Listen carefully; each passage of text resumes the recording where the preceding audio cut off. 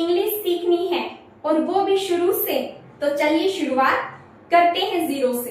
Zero से मेरा मतलब है कि जहां से एक लैंग्वेज की शुरुआत होती है, जहां से एक भाषा को हम सीखना शुरू करते हैं। तो एक भाषा को, एक लैंग्वेज को हम सीखना शुरू कहां से करते हैं? उसकी वर्णमाला से, यानी अल्फाबेट से। तो एकदम जीरो से मैं ये वीडियो स्टार्ट कर रही हूँ। जिसको बिल्कुल भी इंग्लिश नहीं आती वो भी इस वीडियो की हेल्प से अपनी इंग्लिश को इम्प्रूव कर सकते हैं। तो आज का जो अपना टॉपिक है वो टॉपिक क्या है? अल्फाबेट। अल्फाबेट यानी वर्णमाला। अल्फाबेट को हिंदी में क्या कहते हैं? वर्णमाला। और हर लैंग्वेज के पास में क्या होती है?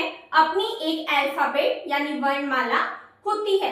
अल्फाबेट का मतलब क्या है? अपने जो लेटर्स हैं, जो वर्ण हैं, उनका set. So what is an alphabet? Alphabet है क्या?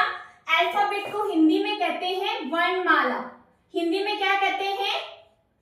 वर्णमाला।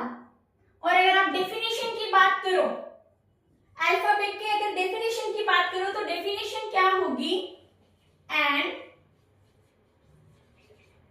Alphabet is a set of letters in any language. An alphabet is a set of letters in any language. यानी किसी भी भाषा में जो अपने वर्ण हैं, लेटर्स हैं, उनका जो सेट है उसी को क्या कहते हैं? अल्फाबेट यानी वर्णमाला कहते हैं। अब देखो, जैसे कि अपने इंग्लिश है, तो इंग्लिश के अंदर क्या है? अपने पास में 26 लेटर्स हैं। कौन कौन से? ए से लेके जेड तक, जो अपनी एबीसीडी है। अब ऐसा तो है नहीं कि किसी को एबीसीडी नहीं आती। अगर हिंदी मीडियम का स्टूडेंट है तो उसको भी एबीसीडी बहुत अच्छे से आती है। तो यानी इंग्लिश की जो अल्फाबेट है उसमें हमें क्या मिलता है? हमें मिलते हैं 26 लेटर्स। कौन कौन से? A B C D E F G H I J K L M N O P Q R S T U V W X Y Z. तो यानी अपनी जो इंग्लिश की जो अल्फाबेट है, इंग्लिश की जो अल्फाबेट है उसमें अपने को क्या मिलते हैं? 26 लेटर्स। क्या मिलते हैं? 26 लेटर्स। कौन कौन से? ए से लेके जेड तक, ए से लेके जेड तक। अब अगर अपन हिंदी की बात करते हैं तो हिंदी के पास में भी क्या है? अपनी वर्णमाला है। हिंदी में जो स्वर है अपने ए आ वाले, हिंदी के जो व्यंजन है कै से लेके श तक, तो ये क्या है? ये हिंदी की वर्णमाला है। यानी हर लैंग्वेज के पास में क्या है? अपनी एक अल्फाबेट होती है। और अगर अपने पास में ये अल्फाबेट नहीं होगी, यानी लेटर्स ही नहीं होंगे, तो क्या हम कोई भाषा सीख सकते हैं? नहीं। विदाउट अल्फाबेट के हम किसी भी लैंग्वेज को नहीं सीख सकते। किसी भी लैंग्वेज को सीखने के लिए क्या है? हमें किसकी जरूरत पड़ती है? अल्फाबेट यानी वर्णमाला की जरूरत पड़ती है। So what is alphabet? Alphabet क्या है? An alphabet is a set of letters in any language. An alphabet is a set of letters in any language. अब alphabet यानी वर्णमाला, set यानी ग्रुप, letters यानी जो वर्ण है अपने, language यानी भाषा। तो किसी भी भाषा के जो वर्ण है उनका जो सेट है, जो ग्रुप है, उसी को अल्फाबेट यानी वर्णमाला कहते हैं। हर लैंग्वेज की, चाहे वो हिंदी हो, इंग्लिश हो, अरबी हो, कन्नड़ हो, तमिल हो, अपनी अलग अल्फाबेट यानी लेटर्स होते हैं। और उन्हीं लेटर से हम क्या करते हैं? उस लैंग्वेज को सीखते हैं। तो यहां तक अपने बात हो गई। अब अपने जो ये 26 लेटर्स हैं, कौन कौन से? ए से लेके जेड तक। एक बार मैं लिख देती हूँ अपने 26 लेटर्स ए से लेके जेड तक। इनको हम 2 टाइप्स में डिवाइड करते हैं। एक तरीके से तो देखो, जो कैपिटल लेटर्स हैं और जो स्मॉल लेटर्स हैं, ठीक है, उनको तो लिखने का तरीका अलग होता है। उसके अलावा भी हम इनको 2 पार्ट्स में डिवाइड करते हैं, वोवेल्स एंड कॉन्सोनेंट। वोवेल्स यानी हिंदी में जिनको स्वर कहते हैं, कॉन्सोनेंट यानी हिंदी में जिनको व्यंजन कहते हैं। तो वोवेल्स कौन कौन से हैं? ए, ई, आई, ओ,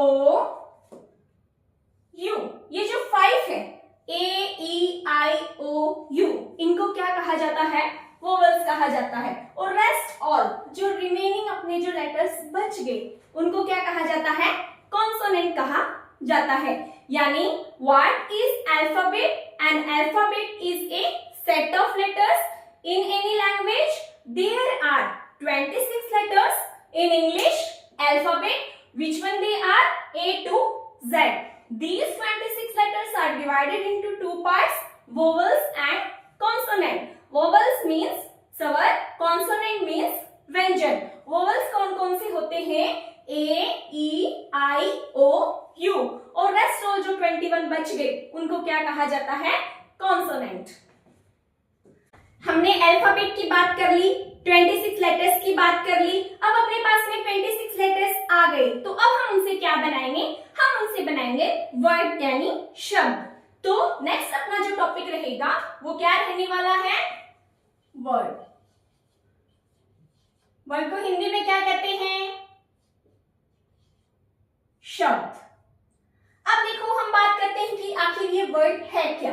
अब ऐसे थोड़ी है कि आपके पास में ए से लेके जेड तक लेटर्स हैं तो आप इनको मिक्स करके लिख दो और बोल दो कि ये लो हमारा शब्द बन गया। नहीं, उसका क्या निकलना चाहिए, सेंस निकलना चाहिए। तो वर्ड की डेफिनेशन क्या हो जाएगी, a word is a group of letters that give sense। अब इसमें that give sense इस बात पे आपको ध्यान देना है।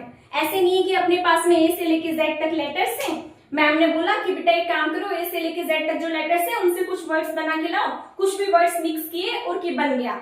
ऐसे नहीं है, ऐसे शब्द नहीं बनेगा। हमें क्या है, उसका मीनिंगफुल वर्ड बनाना है, यानी उसका अर्थ निकलना चाहिए, उसका सेंस निकलना चाहिए। अगर अर्थ निकलेगा तभी उसको क्या है, वर्ड यानी शब्द माना जाएगा। तो वर्ड शब्द क्या होता है, ये लेटर्स का ग्रुप होता है, लेकिन उसका क्या निकलता है, सेंस निकलता है। अब आपने ए से लेके जेड तक जो अपनी अल्फाबेट है उसके क्या है, सभी ने अपन ने नर्सरी में, एलकेजी यूकेजी में क्या है, उनके जो वर्ड है उनका फॉर्मेशन किया है, हमने उनको अच्छे से लर्न किया है। कौन से, आपको याद होगा, A for apple, B for ball, है ना, ए से लेके जेड तक। तो क्या है, एक बार लिख देती हूं।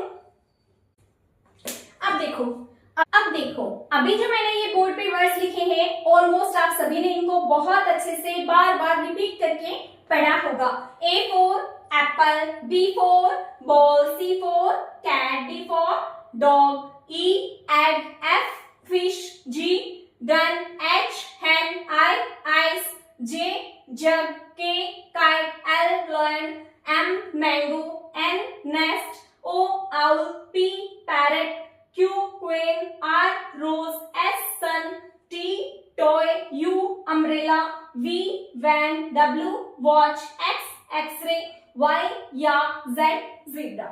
ये अल्फाबेट के जो वर्ड्स हैं इनको क्या है, आपने बहुत बार अपनी जो प्राइमरी क्लासेस है उनमें रिपीट करके पढ़ा होगा। मैंने सिर्फ आपको एक बार अच्छे से रिमाइंड हो जाए इसलिए इनको लिखा है। कंपलसरी नहीं है कि हम एम से मैंगो ही बनाएं, एम से हम मैन बोल सकते हैं, एम से हम मंकी बना सकते हैं, है ना।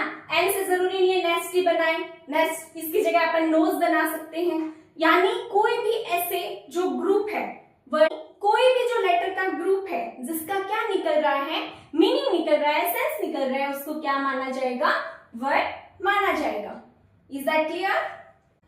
आई होप आपको हमने जो शुरू से और बिल्कुल जीरो से स्टार्ट किया है अल्फाबेट, लेटर और वर्ड, ये चीजें समझ आ गई होंगी। कमेंट सेक्शन में मुझे जरूर बताना कि आपको मेरा पढ़ाया समझ आ रहा है या नहीं, और आपके रिगार्डिंग आपको जो टॉपिक समझना है उस टॉपिक के लिए भी आप अगर मुझे कमेंट सेक्शन में बोलेंगे तो वो टॉपिक भी मैं आपके लिए अपलोड कर दूंगी। अब अपना इस सीक्वेंस के अंदर बिल्कुल शुरू से जीरो से जो सीक्वेंस अपनी चल रही है उसमें अपना जो नेक्स्ट टॉपिक रहने वाला है वो रहेगा सेंटेंस।